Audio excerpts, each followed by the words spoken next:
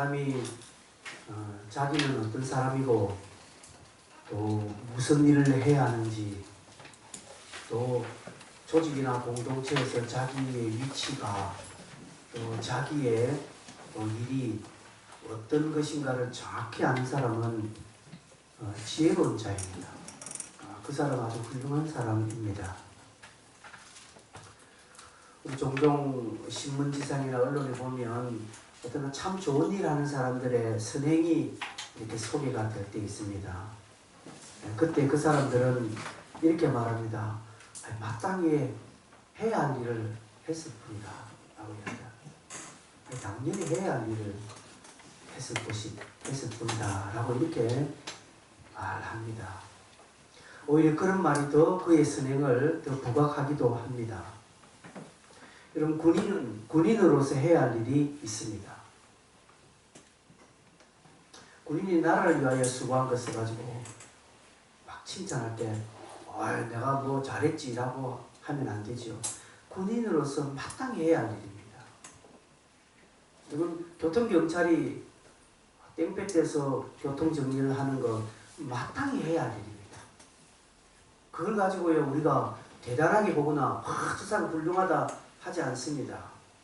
의사가 가운에 피튀김을 당하고 환자를 살리는 것을 보고 모든 사람이 의아해하면서 대단한 사람이라고 하지 않습니다. 왜?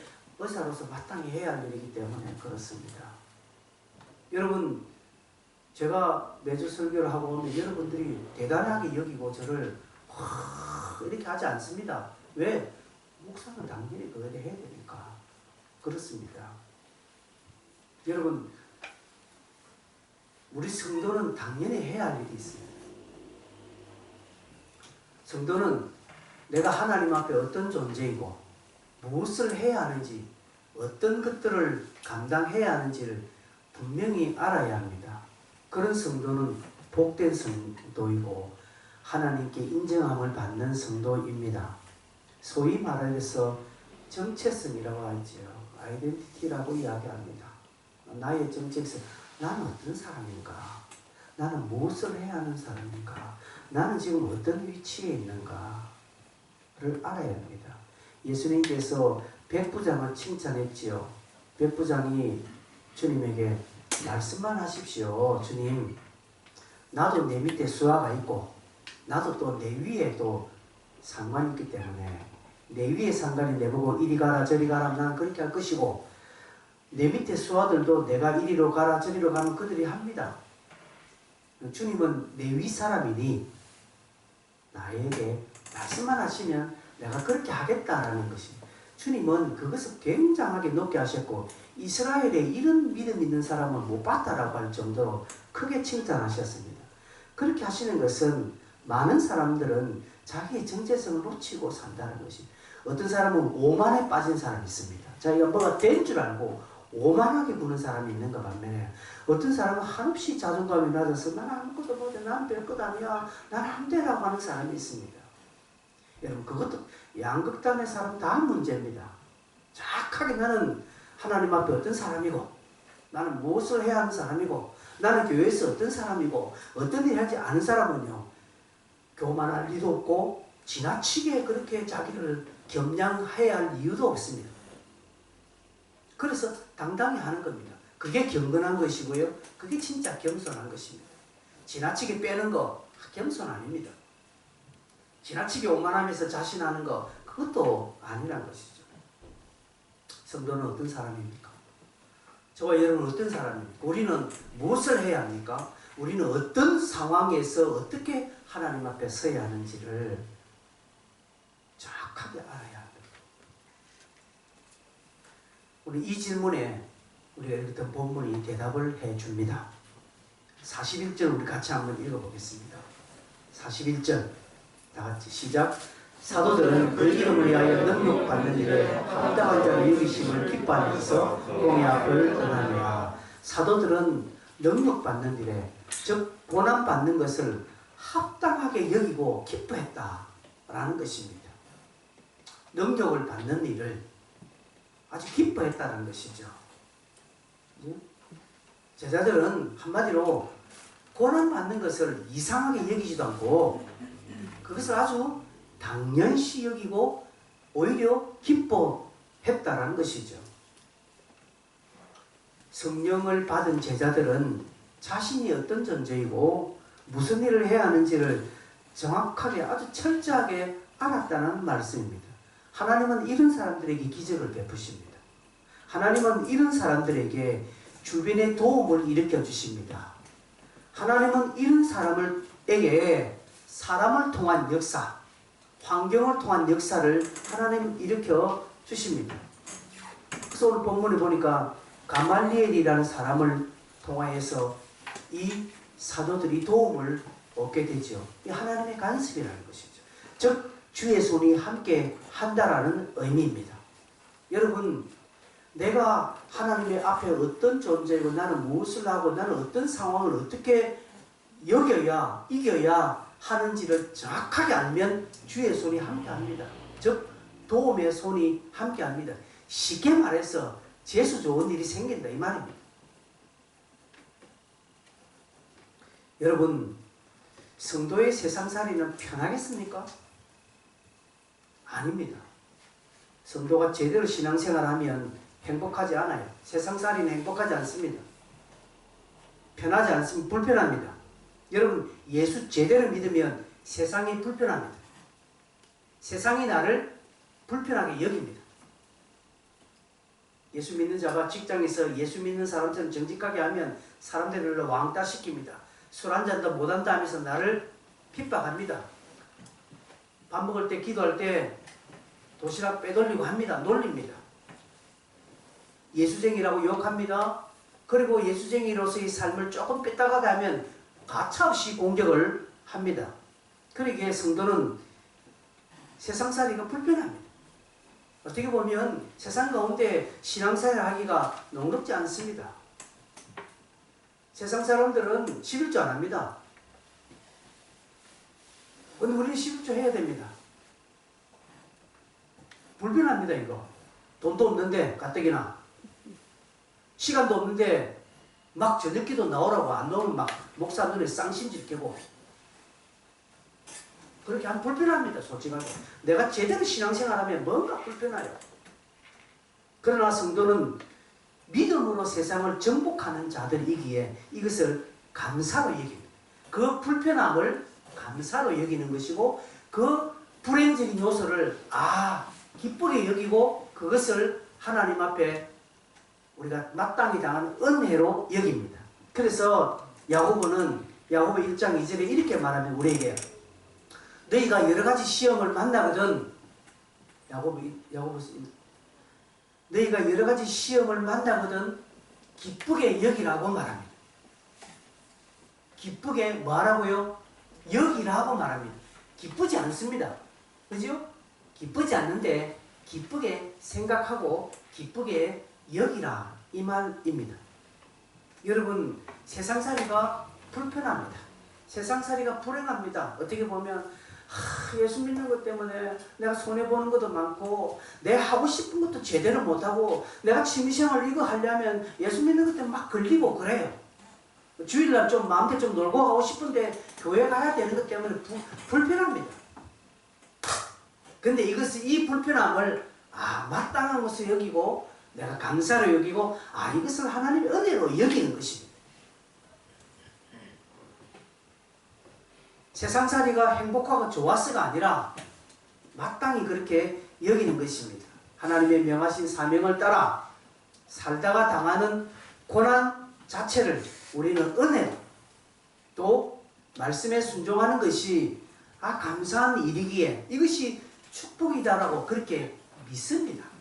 믿기 때문에 우리가 감사하고 받아들이고 오히려 즐거워하고 항상 기뻐할 수 있고 쉬지 않고 기도하고 범사에 감사할 수 있는 이유가 여기에 있는 것입니다. 그래서 그 과정에서 고난이 오는 거예요. 이 고난을 사도들은 합당한 일로 여기고 오히려 기뻐했다는 것이죠. 여러분, 성도가 땅에서 고난당하는 것은 당연한 겁니다. 그럴 때 왜 내게 이런 일이 다른 사람들은 잘 지는데 왜 나에게는 이렇게 바람잘 날이 없냐. 라고 하면서 신세 한탄하면서 아이고 내 꼬라지야 라고 해서는 안 된다는 것이죠. 제가 오늘 그래도 주고 칼럼에는 그렇게 씁니다. 그런 것은 다 단편적인 하나의 연속적인 하나의 퍼즐의 그림입니다.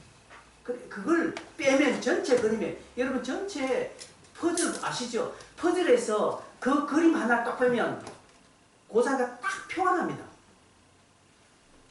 완성된 그림이 아니에요.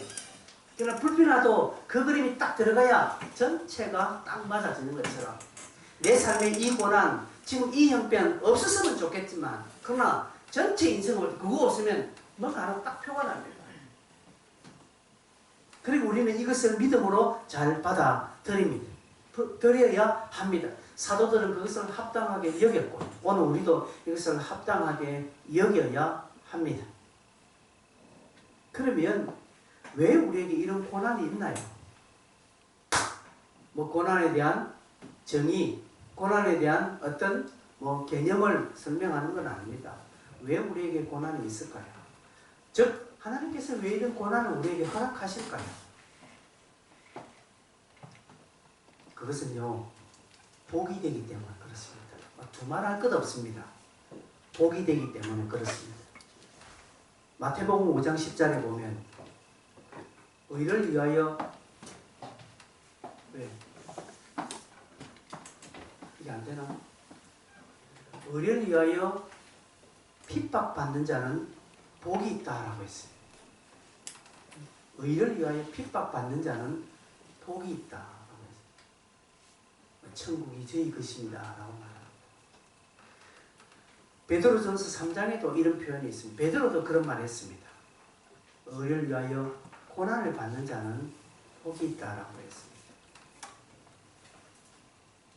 여러분 잘 알다시피 시편 119편 71절에 고난이 내게 유익이다. 고난당하는 것이 유익이다 라고 말합니다. 이로 말미암아 내가 율례를 배웠습니다 하고 말합니다. 성경은 고난을 복으로 이야기합니다. 실제로 다윗은 고난당하는 것이 자기에게 유익이다. 그것 때문에 자기는 주의 율례를 배웠기 때문에 그렇다라고 말합니다. 여러분 사람이 힘든 과정을 싹 겪고 나면요 성숙해집니다. 그래서 우리 유행가 가사에 아픈 만큼 성숙해진다는 말이 있지 않습니까? 여러분 힘든 과정을 딱 겪으면 사람이 확 성장합니다. 그 유익이 된다는 것이죠. 두 번째로 하나님 우리에게 고난을 주시는 것은 성도된 증거가 고난에서 나타나기 때문에 그렇습니다. 성도는 세상에 속하지 않았습니다. 성도는 세상이 좋아하는 것을 우리의 소원으로 삼지 않습니다. 세상이 추구하는 것과 세상이 평가하는 것과 성도가 추구하는 것, 성도가 추구하는 평가는 다릅니다. 그래서 요한복음 15장 보면 우리 주님께서 제자들을 위하여서 세상이 너희를 미워할 것이다 라고 말씀합니다. 세상이 너희를 미워한다는 것이 이는 너희를 미워하는 것이 나를 미워하는 것이라고 했습니다. 여러분 성도가 제대로 신앙생활을 하면요 세상이 미워합니다. 이거는 이상하게 여기지 마시고 성경에서 그렇게 기록했습니다. 그래서 여러분 성도가 세상에서 인정받고 세상의 어떤 칭찬을 받으려고 발부둥 치는 사람은 그는 뭔가 어긋난 사람입니다. 물론 진짜 세상의 칭찬도 받고 하나님께 인정받는 사람이 있습니다. 있지만 대체로 보면 신앙생활 열심히 잘하는 사람은 세상의 미움을 받게 되어 있습니다. 안 섞이기 때문에 그렇습니다. 여러분 한국 교회가 세상에 인정받습니까? 안 받습니다. 미움받습니다. 물론 지금의 미움은 성경이 말하는 미움하고는 차원이 결이 달라요. 그죠? 결이 달라요. 이건 한국 교회가 잘못해서 요거도 뭐도 싼 지금 미움을 받으니까 여기에 이 성경에 우리가 갖다 붙이는 것은 하나님께 죄송한 표현이 마음이죠. 그러나 진짜 신앙생활 하는 사람은요 세상의 미움을 당합니다. 그래서 성도의 신앙생활의 수준을 딱 보면 세상과 어느 정도 함께 하느냐를 보면 알 수 있습니다. 여러분이 세상을 의지하고 세상을 좋아하면 여러분의 신앙생활은 낫다라고 보면 됩니다. 세상과 내가 어느 정도의 어떤 관계를 유지하느냐 보면 답이 나오는 거예요. 그렇다고 해서 우리가 세상을 등지고 살자, 세상과 철저하게 단절하고 관계없이 살자, 아닙니다. 하나님은 우리를 세상에서 이렇게 분별하신 것이지, 구별해 놓으신 것이지 따로 떼어놓지는 않았습니다. 그래서 너희는 세상의 빛이라고 하셨죠. 그래서 우리는 세상과 섞일 수 없으나 세상 안에서 빛으로 드러내는 다른 자들입니다. 세상에 살지만, 땅에 발을 붙이고 살지만 하늘의 법을 따라서, 성경의 원칙을 따라서 삶을 사는 것입니다. 그래서 불신자들은 하지 않은 것을 우리는 합니다. 새벽기도도 나가고요, 저녁기도도 나가고요, 이것저것 하고요, 또 헌금도 하고요, 다른 거 다 하는 것이죠. 세상 사람들 볼 때는 저 완전히 미련하고 바보고 저것들 완전히 돌았다라고 이야기하지만 우린 전혀 돌았다고 생각하지 않고 이것을 오히려 당연한 것으로 여기고, 오히려 그렇게 할 수 있는 것이 축복이라고, 할 수 있는 그것 자체가 내게 감사라고 우리를 표현하는 이유가 여기 있습니다. 특별히 고난은요, 고난당하고 능력받는 것을 사도들이 합당히 여긴다는 것 자체가 무엇입니까? 내가 고난을 받고 있으니까 내가 사도가 맞기는 맞네 라고 하는 것이죠. 성도가 이 땅에서 고난받는 것은 내가 성도가 맞기는 맞네 라고 여기는 것입니다.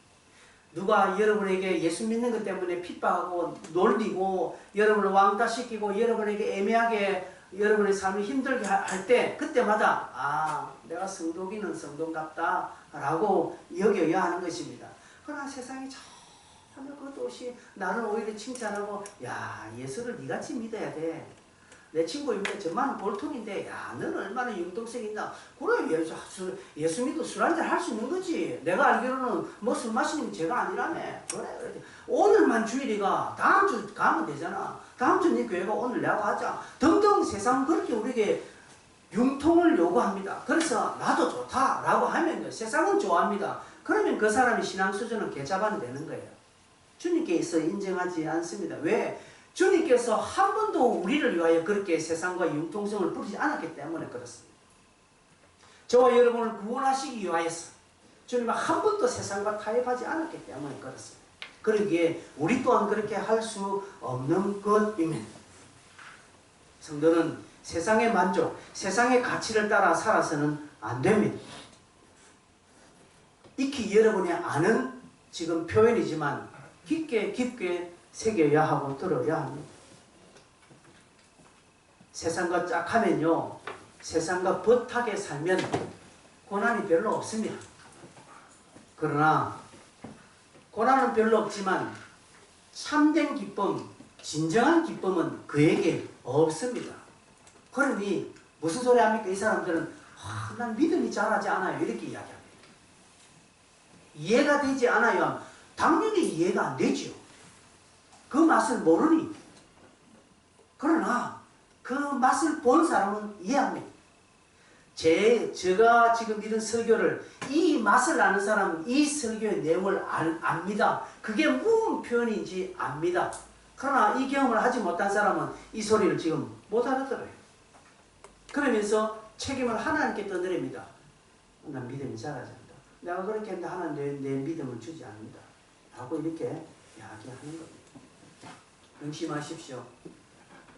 고난은 성도의 증거입니다. 여러분, 내가 마땅히 거기 있으니까 그 일하는 거예요. 여러분, 팔을 그 무더위 땡볕에서, 그리고 도로 위는 더 덥죠. 아스팔트 위는 40도 넘어갑니다. 근데 그 가운데 서서 교통경찰이 막 교통을 정리합니다. 왜 그걸 고난합니까? 고생합니까? 그 땡볕에서 경찰이 왜 그렇게 고생합니까? 당연히 할 일이에요. 저보고 거기 가서 하라면 넌 못합니다. 안 합니다. 할 수도 없고요. 교통경찰이니까 당연히 그 일을 하는 거예요. 물론 돈 받고 하지만. 그 사람은 그렇게 당연히 하는 것처럼 오늘 우리가 세상에서 고난받는 것은 그러한 차원으로 볼 때 당연하다 여기는 것입니다. 사도들이 그 기쁨을 맛보았고 오늘 우리가 그 기쁨을 맛보아야 합니다. 세 번째로 고난은 하나님이 주시는 인정입니다. 내가 안 하면 할 수 없다라는 하나님의 인정입니다.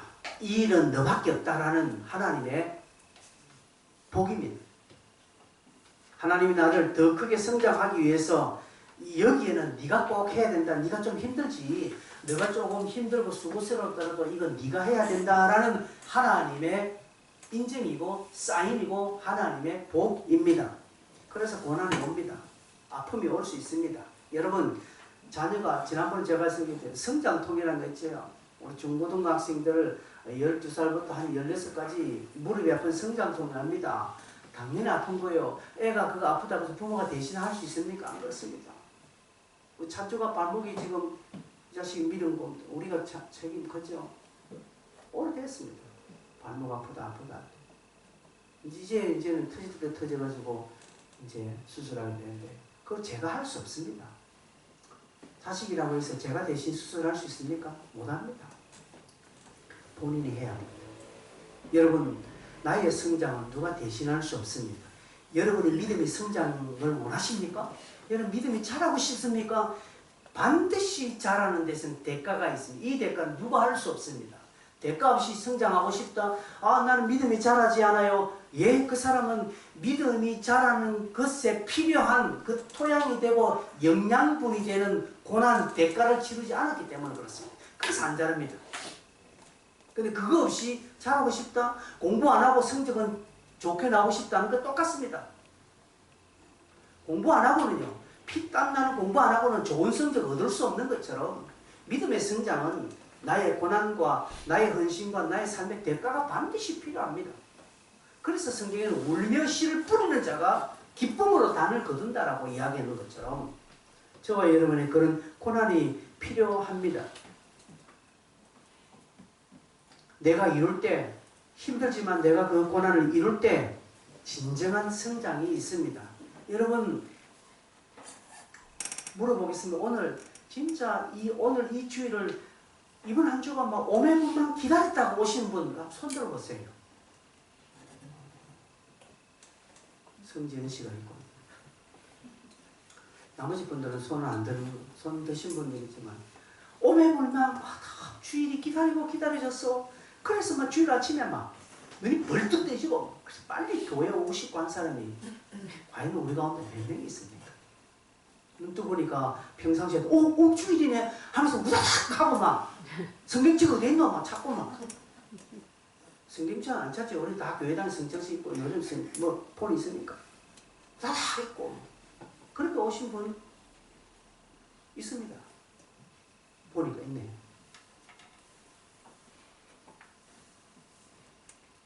여러분 하나님께 제대로 인정받는 사람은요 대가를 치릅니다. 대가를 치릅니다.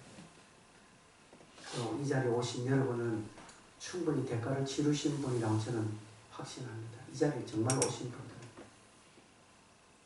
근데 조금만 고난이 오고 조금 힘든 게 있으면 그냥 교회 안 가고 막 하는 사람들은요 어디 가도 마찬가지입니다. 그런 분들은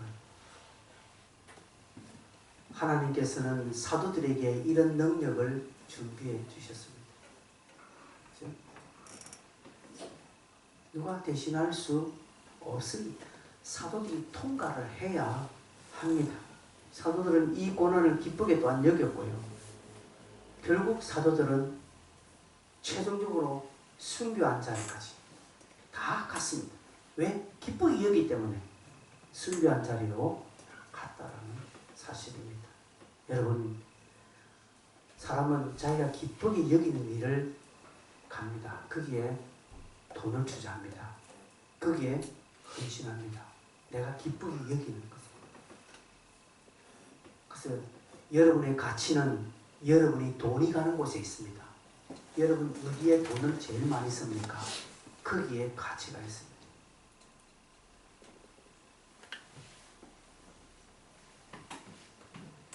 여러분 기쁨이 어디에 있습니까?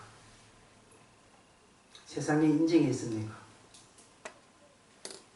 세상 재미에 있습니까? 친구에 있습니까? 세상 어떤 취미나 다른 세상의 인정이나 세상의 성공, 세상의 부여에 여러분의 기쁨이 있고 관심이 있습니까? 그럼 여러분 진짜 성경에 나오는 기쁨을 모르는 자입니다. 당장은 재미있습니다. 세상의 재미는 당장 재미있습니다.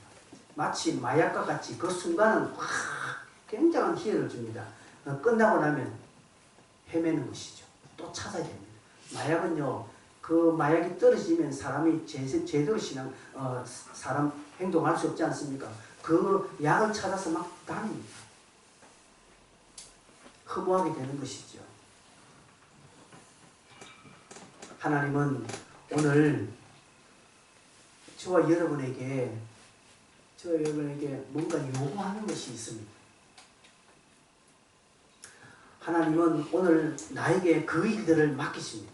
하나님이 오늘 나를 그렇게 그 일을 통해서 나를 인정하시기 위하여서 자꾸 뭔가를 우리에게 요구하십니다. 그게 여러분 고난으로 다가오는 것 많습니다.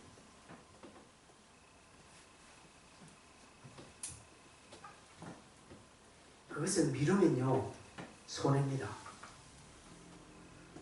그게 정상이 뭔가 아십니까? 여러분에게 부담으로 오는 것도 있습니다. 여러분 기도가 부담되시는 분 있습니까? 지금 저녁 기도에 못 나오는 것 때문에 부담되시는 분 있습니까? 하나님이 요구하고 있다는 사실을 기억하셔야 됩니다. 여러분 여기에 우리 이 자리에서 매일 저녁 기도에 안 나오는 것에 큰 부담이 없는 사람이 있습니다. 별로 큰 부담이 없는 사람이 있습니다. 있죠? 나쁘다는 거 아닙니다. 그 저녁 기도에 뭐 그것 때문에 여러분의 마음이 부담되어서 마음이 좀 어려운 사람 없는 사람이 전혀 없죠. 미소 같은 경우는 전혀 없습니다. 그죠? 네. 잘못한 게 아니에요. 그러나 여기에 누군가는 그것 때문에 마음이 부담됩니다. 가야 되는데 못 가서 부담돼. 하나님의 요구가 있기 때문에 그렇습니다. 하나님은 모든 사람에게 동일한 부담 주지 않습니다. 하나님이 찾으시는 사람, 하나님은 그 사람에게 뭔가 그 일을 통해서 인정하고 싶고 하나님께서는 그 사람 통해 뭔가 이루고 싶은 것이 있기 때문에 다 유독 그 사람에게 부담을 주는 거예요. 근데 그 부담을 모른 체하고 내가 다른 것에 재미를 빠지잖아요. 당장은 재밌습니다. 그냥 막 그 시간에 드라마 보면 재밌습니다. 막 울고지고 짜고 막 합니다. 그러고 나면 또 허무해지고 계속 부담감이 또 밀려옵니다. 하나님의 요구가 있기 때문에 그렇습니다. 어떤 사람은 전도의 부담감이 있습니다. 내가 막 좀 전도를 해야 되는데 한 사람 좀 우리 교회 빈자리 볼 때마다 내가 한 사람이 막 부담감이 있는 사람이 있습니다. 예, 그 사람 하나님 그 사람을 그를 통해서 뭔가를 하시고자 하는 일이 있기 때문에 그에게 부담감이 옵니다. 미소는 전도 때문에 부담감 안 가집니다. 오늘 잘 걸렸다. 미소는 때문에 속적으로 이제 그렇죠? 그렇습니다. 부담감이 있는 사람이 있고 없는 사람이 이건 잘한다 못한다가 아닙니다. 하나님이 그 사람 여러분 그렇지 않습니까? 부모도 10자식에 있어서 어떤 자식에게는 기대합니다. 그죠? 어떤 자식에게는 그런 기대가 없어요. 막내에게는 그런 기도 안 합니다. 니 건강하게 맞아. 특별히 뭐 자식 중에 막 몸이 연약한 자식이 있으면 아무 걔한테 아무 기대 안 하고 제발 너는 건강하기만 하니까 그게 그에게 주시는 그 부모, 가지는 부모의 마음인 것입니다. 하나님은 우리 아버지입니다. 하나님은 우리 아버지고 자녀들은 우리에게 다 다른 부담과 요구를 하시는 것입니다. 너는 좀 그 일을 좀 했으면 좋겠는데 라고 하면서 그에게 그 부담합니다. 그래서 그 사람은 늘 그것만 생각하면 마음이 부담이 돼요. 그 부담을 자기가 이루면 그에게 유익이 되고 그가 성장하고 하나님이 그를 통해서 기적을 베푸시고 또한 주변에 사람의 가말리엘 같은 사람을 붙여주시는데 안 하니까 자꾸 손해가 되는 거예요. 결국 안 하면 낙심되고 결국 은혜의 자리에서 멀리 떨어지게 됩니다. 그러나 어떤 사람은 부담감이 올 때 미친 척하고 예 알겠습니다 갑니다. 가니까 생각지 못한 사람을 만나게 되고 생각지 못한 돈을 만나게 되고 생각지 못한 하나님의 복을 경험하게 되는 거예요. 안 하는 거예요. 안 하는 거예요.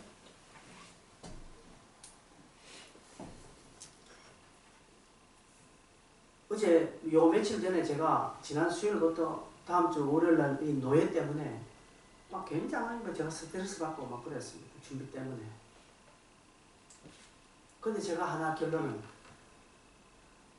왜 그걸 내가 전화 한 통만 해보면 전화 한 통만 해서 한번 알아보면 해결될 것을 그냥 주변에 떠도는 이야기 이 사람 저 사람 그 얘기 이야기하잖아. 아 그거 그렇습니다. 그 홈페이지에 그렇게 돼 있습니다. 그런 이야기만 듣고 결정한 것이 좀 지금 마이너스 된 요인이 있습니다.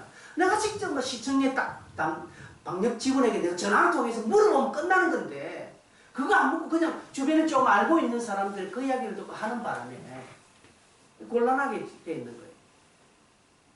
그래서 결국은 내가 해보기나 해봤나라는 정정 명예회장의 생각이 떠오릅니다. 한번 해봐라는데 해봐.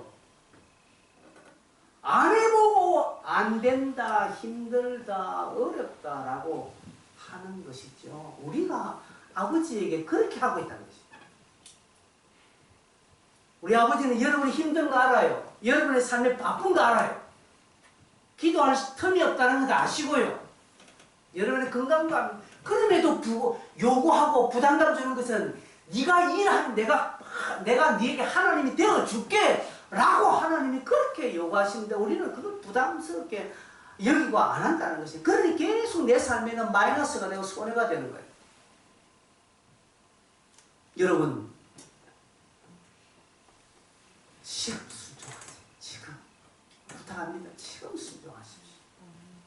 고난에 분명한 어려움 맞습니다. 그러나 그것을 통한 진짜 기쁨이 있습니다.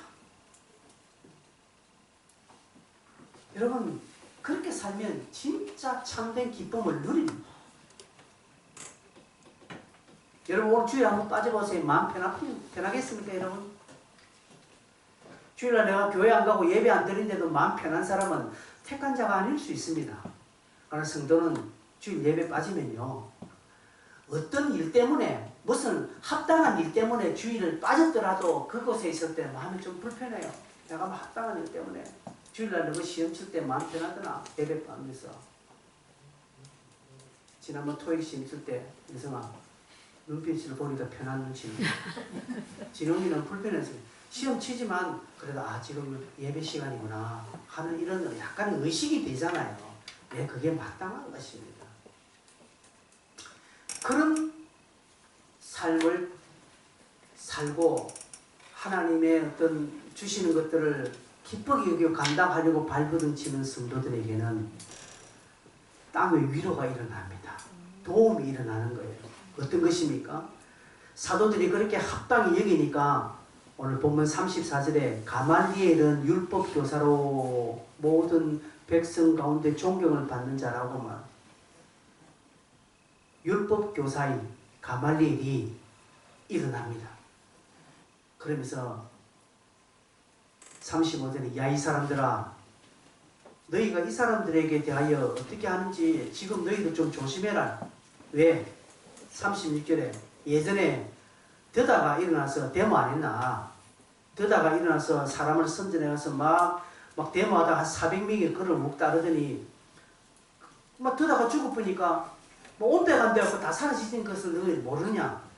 그뿐이냐? 37절 보니까 옛날에 갈릴리 유다가 일어나 얄라고지는 막 속설로 백성들을 혹세무민 꼬이고 하다가 막 백성들이 욱 따르게 하다가 결국 그도 막 죽어버리니까 모든 사람이 흩어지고 유야무야 아무것도 없어지지 않느냐.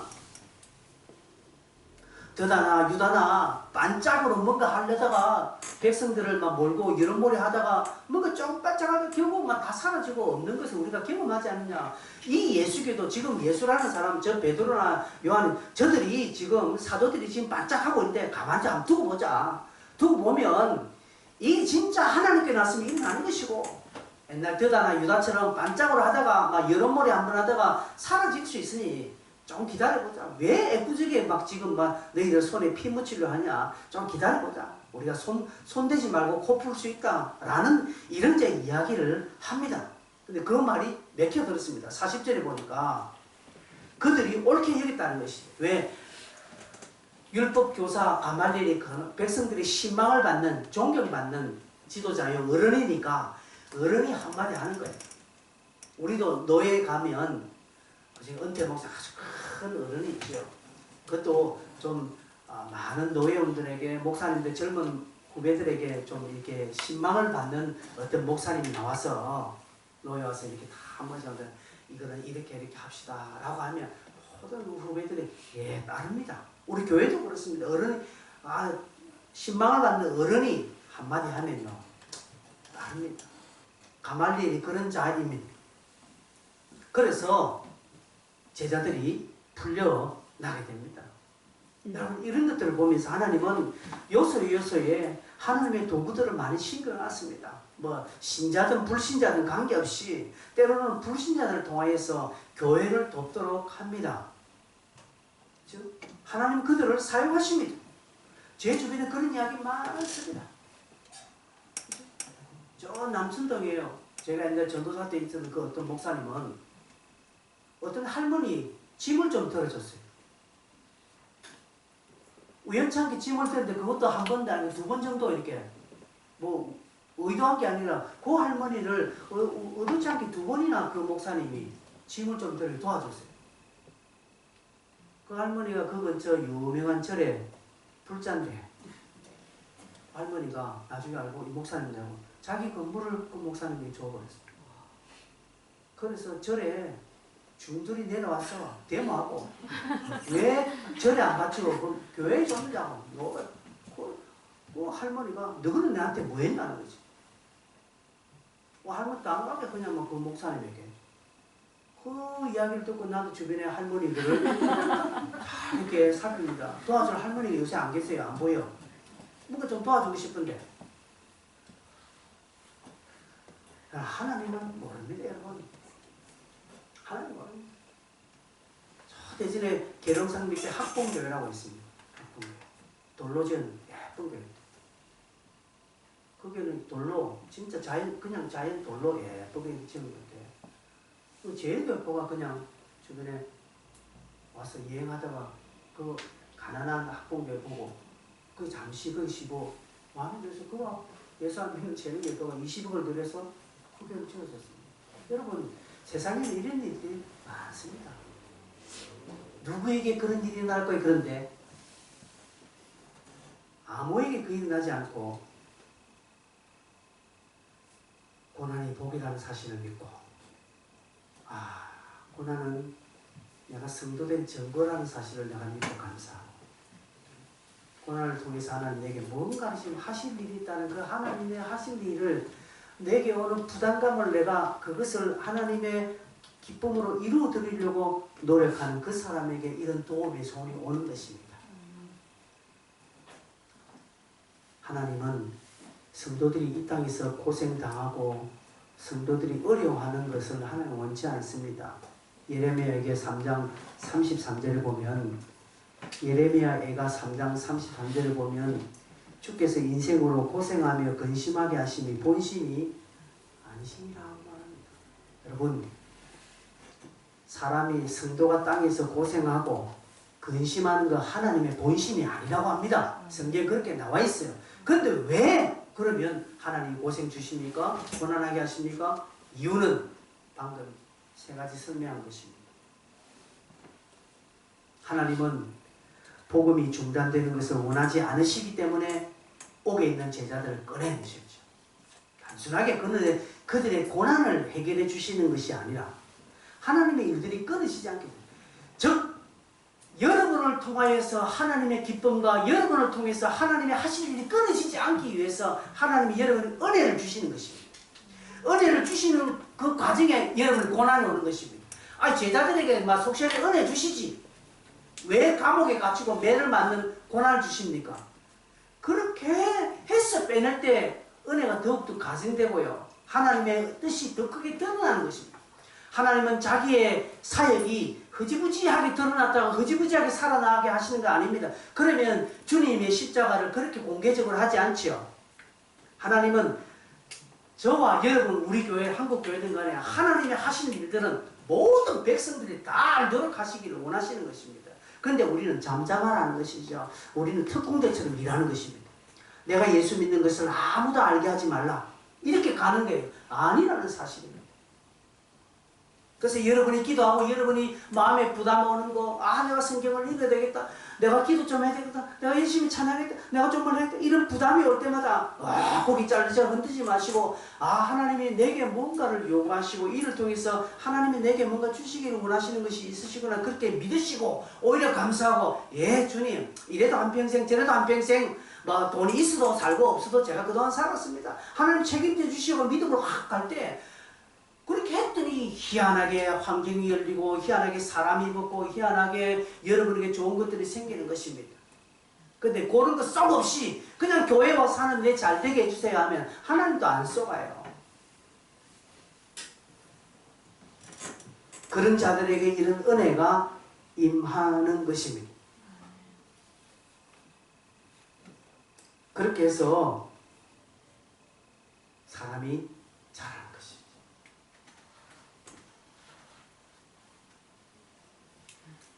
어떤 부모님이 이런 이야기하면 자기 아들에게 저 막 해변대에 가서 고생 좀 하고 와야 된다고 이야기합니다.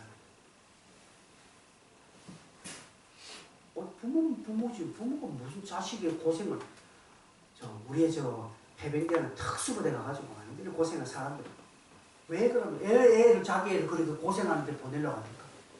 왜 힘든 데 보내려고 합니까? 왜 그럴까요? 부모가 그럴 때 사람 좀 만들기 위해서. 하나님도 똑같습니다. 하나님도 나를 사람 좀 만들려고 천국 백성 되게 하려고 천국 백성에 합당한다고 세우기 위해서 저 좀 태병대 보내야 되겠다 하시는 것입니다. 근데 우리는 안 가겠다는 것이죠. 그러면 자기는 자기 자신이 그걸 보내려고 합니다. 희한한 원리를 딜레마 이게 이래놓고 우리는 신앙생활 잘하려고 하는 것은 아니라는 것이죠. 하나님이 내게 그렇게 하시는 거지. 그래서 여러분 옛말에 부모가 돼봐야 부모 심정 안다고 했지 않습니까? 예, 그렇습니다. 우리는 그 자리 가봐야 여러분 목사가 되어보십시오. 목사 심정. 그렇다고 여러분 다 목사 심정하려고 목사 되려고 할 필요 없습니다. 하나님은 아시도록 했습니다. 아시도록 했다는 거예요. 왜? 선지자의 상을 하나님 주시려고 다 선지자 시켰습니까? 아니요. 선지자에게 냉수 한 그릇 대접하는 자에게 선지자 상을 주시는 하나님 그런 희한한 하늘의 법칙을 우리에게 소개했잖아요.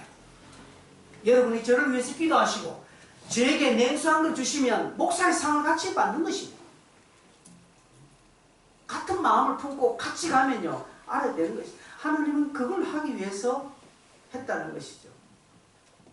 무엇입니까? 42절 한번 보세요. 이 풀려난 제자들이 뭐합니까? 날마다 성전에 있든지 집에 있든지 예수는 그리스도라고 가르치기와 전도하기는 끝이지 않았다라고 말합니다. 풀려난 사도들은요. 가르치기와 전도하기를 쉬지 않았다는 것입니다. 여러분 그 앞에 한 40절 한번 보십시오. 40절에 뭐라고 되어 있습니까? 40절 그들이 옳게 여겨 사도들을 불러들어 채찍질하고 좀 때렸습니다. 때리고 예수의 이름으로 말하는 것을 금하고 놓았다. 좀 채찍질하고 너가 나가서 절대 예수 이름 말하지 마라. 오늘 내가 살려주고 풀어줄 테니까 야, 우리 가말리엘 때문에 너가 오늘 살았다. 한 대 몇 대 딱 때리고 나가서 이제 하지 마라. pompo 나왔습니다. 그런데 뭐랍니까? 이들은 날마다 성전에 있든지 집에 있든지 예수는 그리스도라고 가르치고 전도하기는 그치지 않았다는. 우리 같으면 쉬었을 것입니다. 아이고 이 쏘나기는 피하고 보자. 올해는 심하이. 막 앞으로 니 기도하지 말고 하지마. 네 교회는 가라. 교회는 가는데 기도하지 마. 성경 읽지 마. 그러고 하면 일단 시큰 우리 맞은 하면서 야, 올 한 해는 좀 쉬어야겠다. 기도도 그만. 세상이 이렇게 요구하니까 이렇게 하면 끝난다는 것이. 이들은 계속했습니다. 왜 그럴까요? 기쁨이 있기 때문에 그렇습니다. 저와 여러분이 맛보지 아니하는 신령한 기쁨이 그 안에 있었기 때문에 그렇습니다.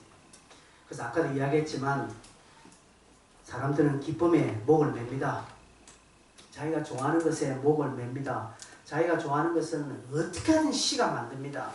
자기가 좋아하는 것은 어떻게 하든 돈을 마련합니다. 여러분 저를 보면 아시죠? 뭐 자전거 타는 거 재미되니까 어떻게 하든 시간 내서 자전거 타려고 하고요. 어떻게든 돈을 이곳저곳 좀 꾸부치고 모아서 자전거 옷을 하나 사려고 합니다. 자전거 신발 하나 사니까 우리 집사람이 신발 하나 샀네 이렇게 하는데 도와주지도 않을 거면서. 여러분 그렇습니다. 자기가 좋아하는 것은 하려고 합니다. 안 하면 찝찝합니다. 그래서 합니다. 여러분 제자들은요 예수 이름을 가르치고 예수 이름을 전도하는 것을 너무나 기쁘게 여기기 때문에 안 하면 찝찝하기 때문에 거기에 목을 메고 그 하는 것이죠. 하지만 해도 때린다고 죽인다고 핍박을 해도 그들은 하게 되어 있는 것입니다. 코로나로 인해서 정부가 교회 예배를 드리지 마라 뭐 등등 우리 많은 사람들이요 이 좀 잠시 이때 좀 교회가 좀 문 닫으면 안 되나 막 사람들은. 그러나 우리는 그렇게 하지 않는 것은 이 기쁨을 빼앗길 수 없기 때문에 그렇다는 것이죠. 제한을 하고 교회 모임을 제한하고 식사하지 마라 이거 여러분 좋습니까? 지금 몇 번 연습하는데 좋아합니다. 밥 안 하니까 얼마나 좋은지 몰라요 지금. 그리고 오예배 안 하고 하니까 얼마나 좋은지 몰라. 지금 와 여러분 얼굴 꽃이 폈어요. 그러니까 막 내 혼자 막 싫어. 나는 막 밥도 먹고 싶어 지금 막. 너무 좋아 지금. 들도 말고 저도 말고 막 지금만 갖다라. 이런 분들이 많이서 얼굴 보는 게 딱 그렇네. 그런 분위기라가 지금 이 똥파리만 지금 왔다 갔다. 오라는 사람은 안 오고 파리만 오고. 여러분 농담이지만 힘들죠. 여러분 별로 안 좋죠. 식사 못하고 하는 게 여러분 별로 안 좋죠. 여러분 안 좋아할 겁니다. 정부가 이렇게 교회를 규제하는 것은 여러분 마음 불편할 겁니다. 예, 당연합니다. 왜요? 여기에 우리의 기쁨이 있기 때문에 그렇습니다. 여러분 술, 담배 하는 자들에게 술, 담배 하지 말라면 차라리 나를 죽여라. 술, 담배 하지 마라. 차라리 나를 죽여라. 이런 사람이 있습니다.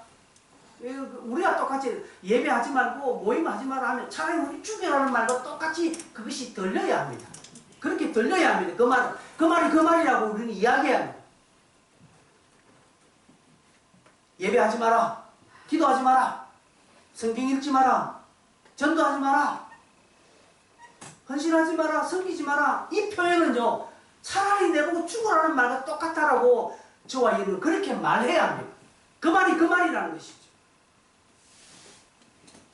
그런데 예배하지 마라. 복음이야. 기도하지 마라. 축복의 메시지로 여긴다면 하나님 은혜와 관계없는 사람입니다. 말씀을 맺겠습니다. 여러분 지금 현재 당하는 어려움 있죠. 저도 어렵습니다. 기도해 주세요. 내일 노예인데 제가 안 깨지도록. 여러분 지금의 어려움을 감사해요. 여러분 제가 내일 기도해달라 어렵다는 것은 제가 노예석이니까 어려운지 제가 노예석이가 아니면 그 어려움을 당할까요? 안 당할까요? 안 당합니다. 그죠? 똑같은 거예요. 그 석이니까 바탕이 당하는 어려움이고 그리고 또 내가 아니면 또 안 되기에 하나님 그렇게 하셨고 그 일을 통해서 내가 나의 존재를 더 증명시키는 것이고 그 일을 잘 감당하면 하나님 주시는 복이 있기 때문에 감당하는 거예요. 똑같습니다. 여러분도 똑같습니다. 지금 여러분이 당하는 어려운 상황 그거 여러분 혼자 겪는다고 생각하지 마시고 왜 내게 이런 일이 일어나는가? 왜 하필 나에게 이런 재수가 온 붙었나? 라고 생각하시지 마시기를 바랍니다. 그러면 해결점도 없고 아무런 덕도 되지 않습니다. 그러면 도움의 손도 없고요. 가말리에는 사람도 안 붙고요. 까마귀도 없습니다. 하나님 오늘 내가 고생하고 내가 근심하며 사는 것을 본심이 아니라고 했습니다. 하나님 오늘 나를 축복하시길 원합니다. 하나님 오늘 나를 잘되게 해 주시길 원합니다. 더 성장시켜 주시길 원합니다. 그런데 그냥 성장시키면 인간은 화장실 들어갈 때와 나올 때 마음이 다르니까 하나님 그걸 아시고 딱 인간 수준 맞게 우리가 동물이 아니라 딱 사람 수준만큼 고난이라는 대가를 그 밑에 딱 줘서 네가 이걸 하면 이렇게 될 것이다. 그렇게 고난스럽게 고난을 대가로 해서 사람이 성장하면 배신하지 않습니다. 하나님의 은혜를 잘 압니다. 하나님 오히려 감사합니다. 그러나 그거 없이요. 여러분이 애써서 청년들 한 달 애써서 고생해서 탁 월급 받은 것과 부모님께 늘 다 받는 용돈 달라요. 우리 장년들 그렇지 않습니까? 왜 헌금이 아깝습니까? 내가 잔업하고 저녁에 밤늦게 수고해서 그렇게 얻은 큰 헌금인데 귀하게 쓰고 싶은 것과 똑같습니다. 하나님 그렇게 우리께 하시기를 원하시는 것입니다. 이 하나님의 요구를 여러분 잘 감당하셔서 정말 성도로서의 확신 있는 삶, 세상이 감당하지 못하는 그런 은혜자로 서서 날마다 하나님의 도움의 손을 경험하는 저와 여러분 다 되시기를 바랍니다. 찬송하겠습니다. 찬송가 94장을 함께 부르겠습니다.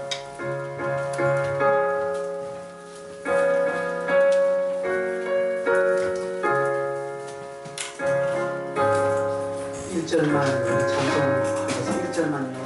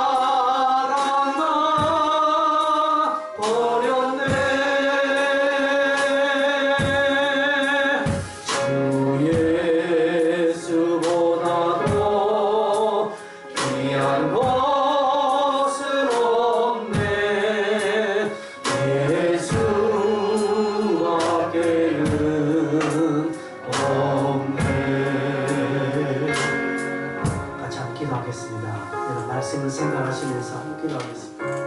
여러분이 당하는 고난, 여러분이 당하는 어려움, 결코 여러분 혼자만의 것이 아니라 하나님의 손길이 그곳에 함께하고 있다는 사실을 믿으십시오.